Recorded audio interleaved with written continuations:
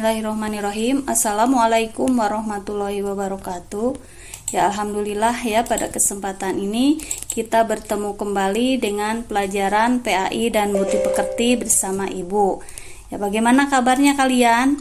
Ya, alhamdulillah, mudah-mudahan kita semua dalam keadaan sehat walafiat, selalu semangat untuk mengikuti PJJ ini ya, dan selalu ada dalam lindungan Allah Subhanahu wa taala. Ya, baiklah anak-anakku, sebelum pelajaran dimulai, marilah kita baca dulu doa mau belajarnya. Yo bareng ya. Yo, bismillahirrahmanirrahim. Robbi zidni ilman warzuqni fahman. Ya Allah, berilah aku ilmu dan pengertian.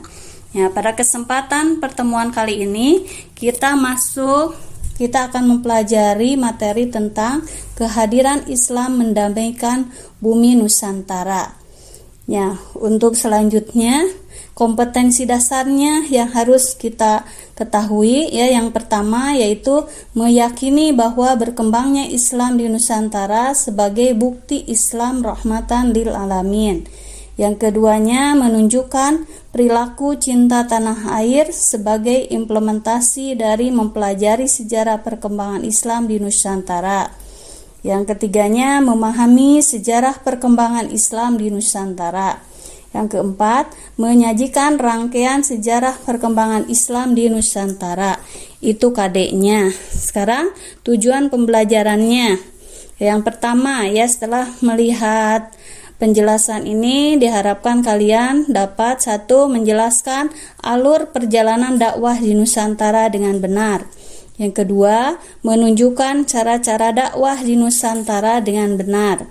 Yang ketiga, menyebutkan kerajaan-kerajaan Islam di Nusantara dengan benar. Yang keempat, mengambil hikmah kehadiran Islam di Nusantara dengan benar. Yang kelima, meneladani perilaku perjuangan tokoh-tokoh Islam dalam kehidupan sehari-hari. Nah, itu tujuan pembelajarannya. Ya, untuk selanjutnya silakan kalian simak penjelasan materi berikut ini.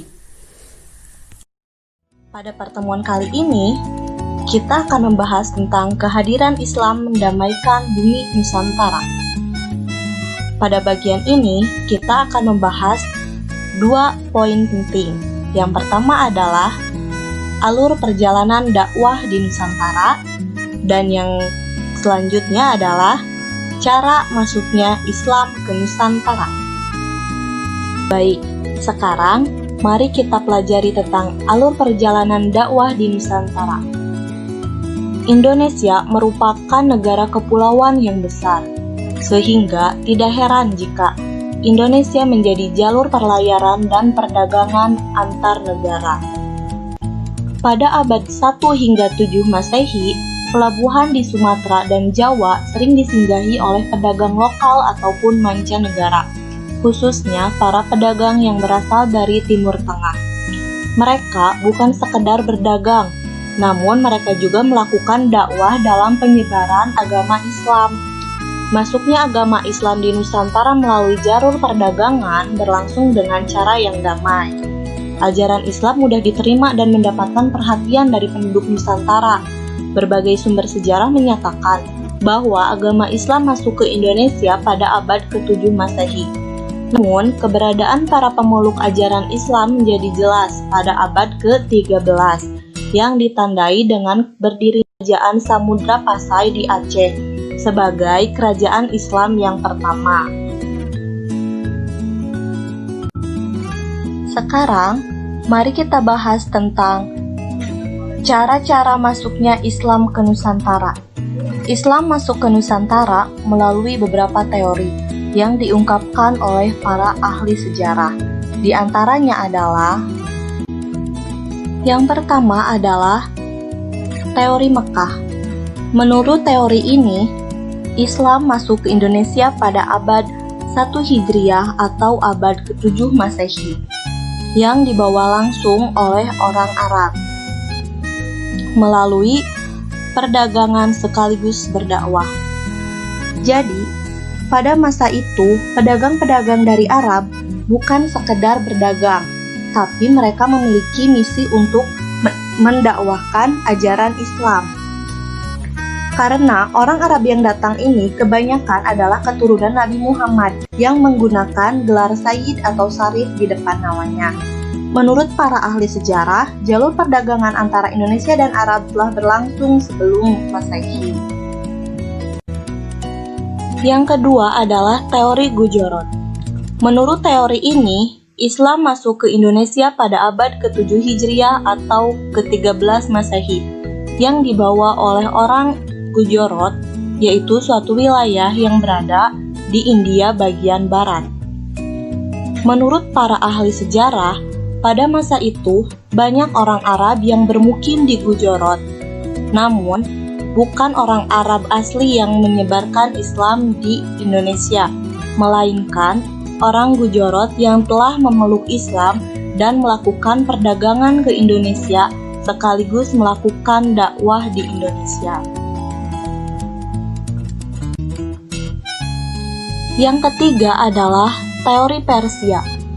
Menurut teori ini, Islam masuk ke Indonesia dibawa oleh orang Persia atau yang sekarang dikenal dengan Iran. Bukti dari teori ini adalah adanya kesamaan adat istiadat antara Indonesia dan Persia. Di antaranya adalah tradisi dalam merayakan 10 Muharram atau yang dikenal dengan Asyura.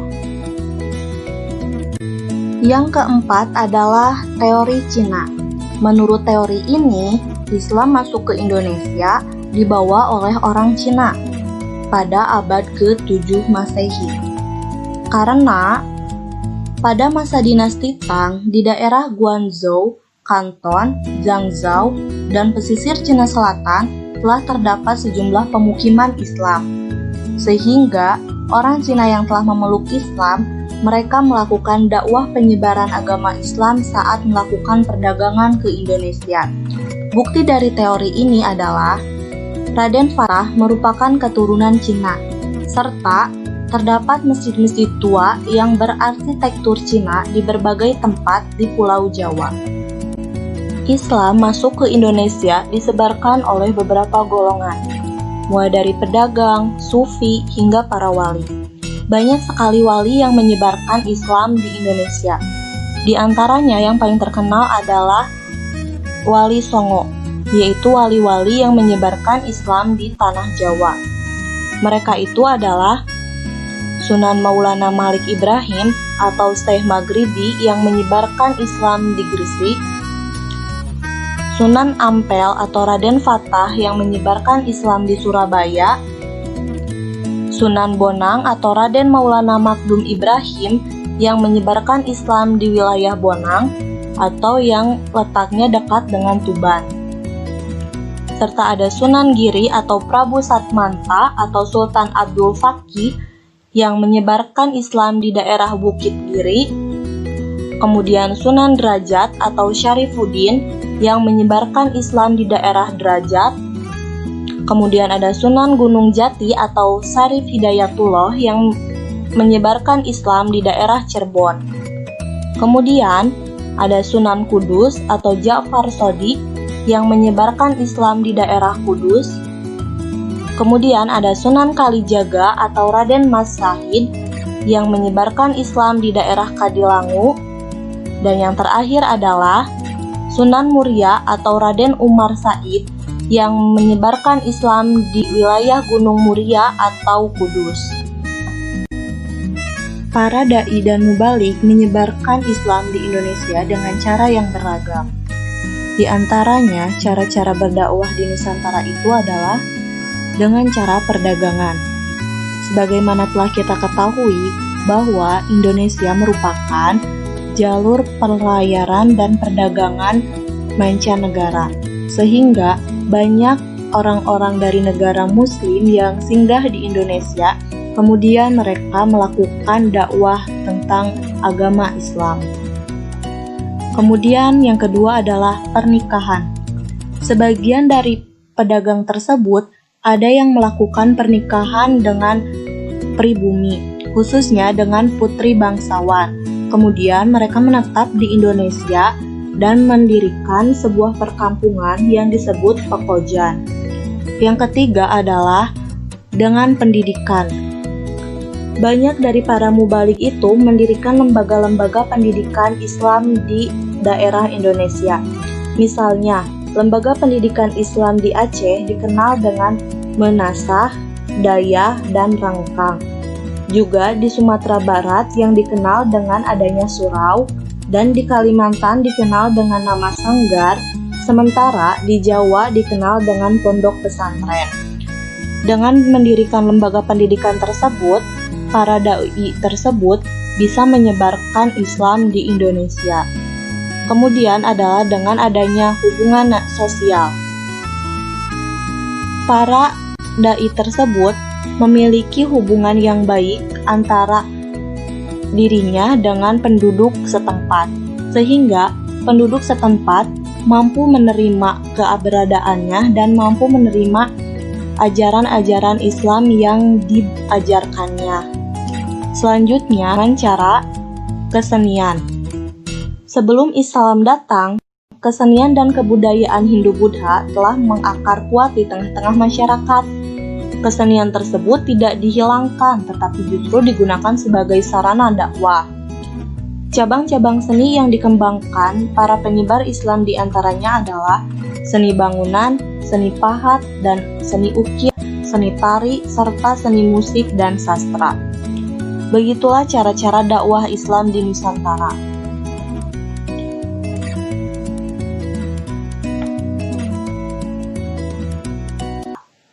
Pada bagian ini, kita akan membahas mengenai kerajaan-kerajaan Islam di Nusantara.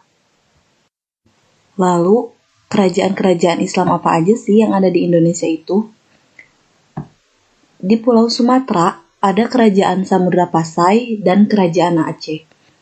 Kemudian, di Pulau Jawa ada Kerajaan Demak, Kerajaan Pajang, dan Kerajaan Mataram Islam.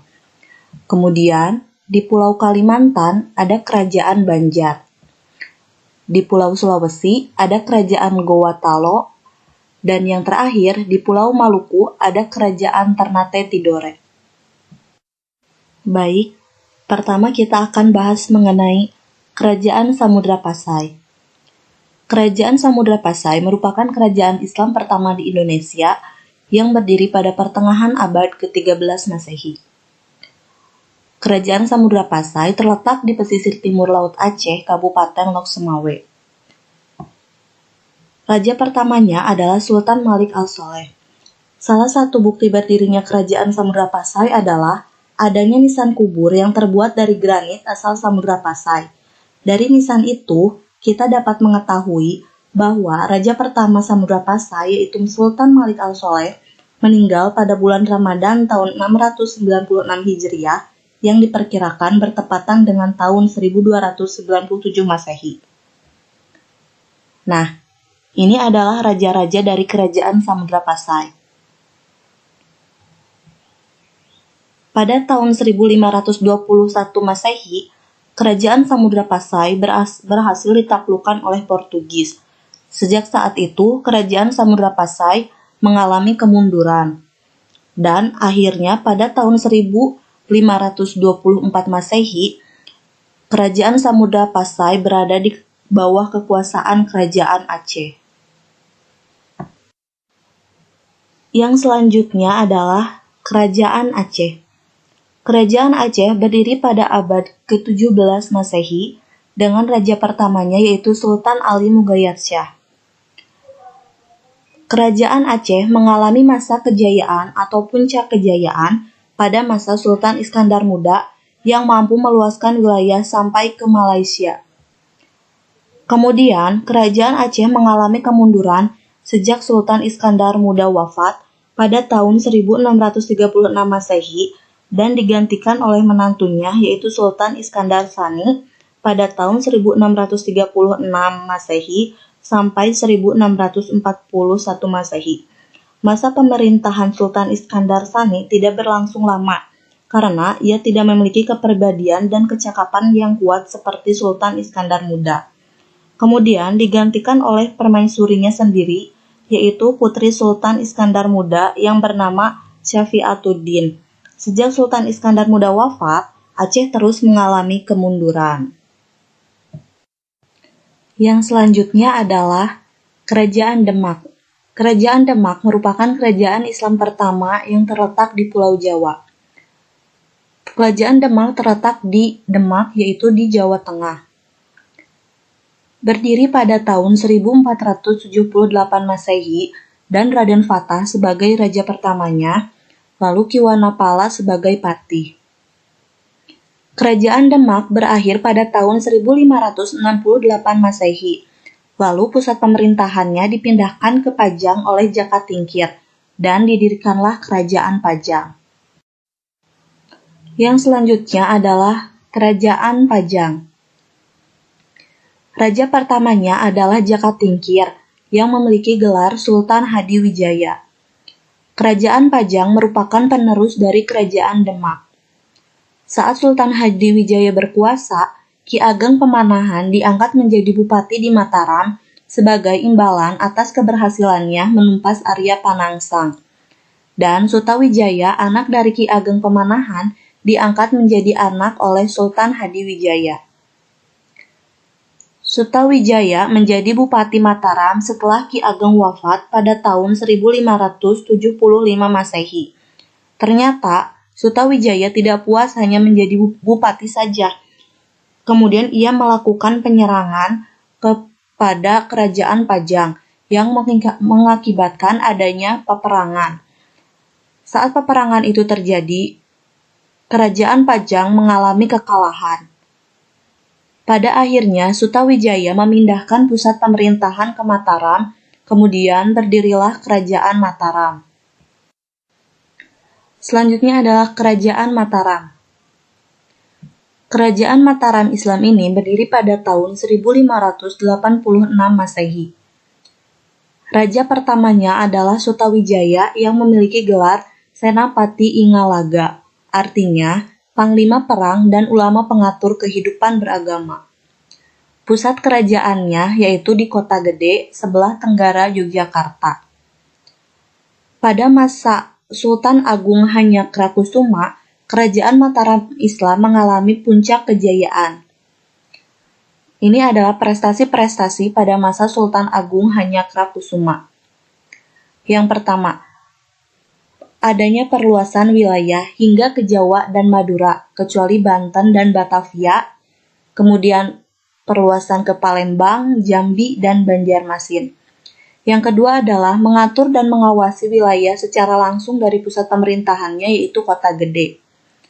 Yang ketiga adalah kegiatan ekonomi agraris dan maritim, sehingga kegiatan perekonomian pada masa ini mengalami kemajuan yang sangat pesat.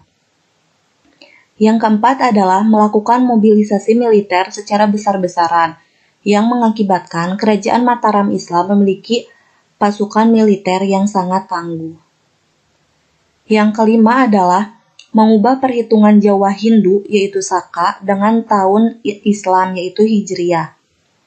Yang keenam, pada masa Sultan Agung Hanyakrokusumo berhasil menyusun karya sastra yang cukup terkenal, yaitu Sastra Gending dan Kitab Suluk. Dan yang terakhir adalah menyusun kitab undang-undang baru yang merupakan perpaduan dari hukum Islam dengan adat istiadat Jawa yang disebut Surya Alam. Kerajaan Islam yang selanjutnya adalah Kerajaan Banjar yang terletak di Kalimantan Selatan yang berdiri pada tahun 1526 Masehi. Dengan raja pertamanya yaitu Sultan Suryansyah atau yang memiliki gelar Raden Samudra. Pusat kerajaannya terletak di Kuin Utara, yaitu yang sekarang adalah Banjarmasin. Kemudian berpindah ke Martapura setelah terjadinya pengrusakan Kuin Utara oleh Belanda. Wilayah kekuasaannya hampir mencakup seluruh pulau Kalimantan. Kerajaan Banjar ini runtuh pada saat berakhirnya Perang Banjar pada tahun 1905 Masehi. Perang Banjar adalah perang dalam melawan Belanda. Raja terakhirnya adalah Sultan Muhammad Seman yang wafat pada saat melakukan pertempuran dengan Belanda di Puruk Cahu.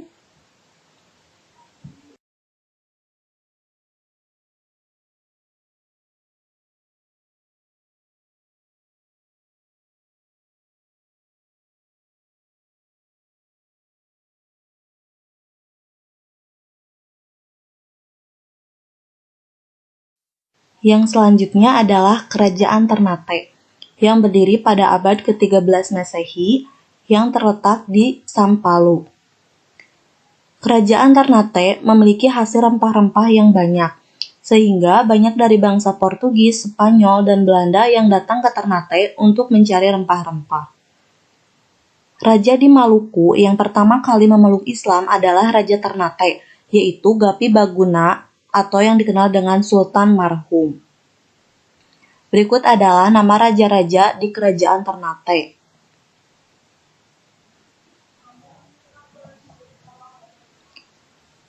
Pada saat itu terjadi persaingan perdagangan antara Ternate dan Tidore. Dan pada awalnya Kerajaan Ternate bersekutu dengan Portugis dan Kerajaan Tidore bersekutu dengan Spanyol. Namun, pada akhirnya Portugis mulai bersikap tidak adil dan langsung memulai memonopoli perdagangan, bersikap angkuh, kasar, dan ikut campur terhadap masalah intern di Kesultanan Ternate. Kemudian, Kerajaan Ternate ini mengalami kemunduran setelah Sultan Babuloh wafat. Yang terakhir adalah Kerajaan Tidore. Kerajaan Tidore berpusat di Tidore, Maluku Utara. Raja pertamanya adalah Syahadati atau Muhammad Naklal. Kerajaan Tidore merupakan penghasil cengkih terbesar. Pada awalnya, Kerajaan Ternate dan Tidore hidup berdampingan tanpa konflik. Namun, pada akhirnya terjadi konflik akibat persaingan perdagangan dan politik di Maluku. Pada tahun 1512 Masehi, bangsa Portugis dan Spanyol memasuki Maluku. Pada tahun 1529 Masehi, Portugis yang dibantu Ternate menyerang Tidore dan Spanyol. Portugis mengalami kemenangan sehingga dapat menguasai perdagangan rempah-rempah di seluruh Maluku. Kemudian, pada akhirnya, Kerajaan Ternate dan Tidore sadar bahwa mereka telah dimanfaatkan oleh Portugis dan mereka memutuskan untuk bersatu mengusir penjajah. Portugis akhirnya kalah pada tahun 1575 Masehi. Dan Kerajaan Tidore mencapai puncak kejayaannya pada masa Sultan Nuku. Beliau berhasil mengusir penjajah dari Ternate Tidore dan berhasil mempersatukan Kerajaan Ternate dan Tidore. Berikut ini adalah peninggalan-peninggalan dari kerajaan-kerajaan Islam di Indonesia. Di Kerajaan Samudra Pasai, di antaranya ada Hikayat Raja Pasai, Lonceng Cakradonya, dan Makam Sultan Malik Al-Soleh. Di Kerajaan Aceh, ada Masjid Baitur Rahman, Benteng Indraprata, dan Makam Sultan Iskandar Muda. Di Kerajaan Demak, terdapat Masjid Agung Demak dan Pintu Bledek. Di Kerajaan Gowatalo, terdapat Benteng Fort Rotterdam, Benteng Sumba Opu, Makam Sultan Hasanuddin, dan Masjid Katangka. Kemudian, di Kerajaan Ternate Tidore, terdapat Makam Sultan Babuloh, terdapat Masjid Ternate, dan Keraton Tidore. Demikianlah yang dapat Ibu sampaikan pada kesempatan kali ini. Mudah-mudahan kita dapat meneladani perilaku perjuangan tokoh-tokoh Islam dalam kehidupan sehari-hari. Ya, untuk tugasnya silahkan nanti kalian lihat di classroom atau di WA ya. Ya, itu saja, kita tutup dengan pembacaan hamdalah. Alhamdulillahirabbil alamin. Wassalamualaikum warahmatullahi wabarakatuh.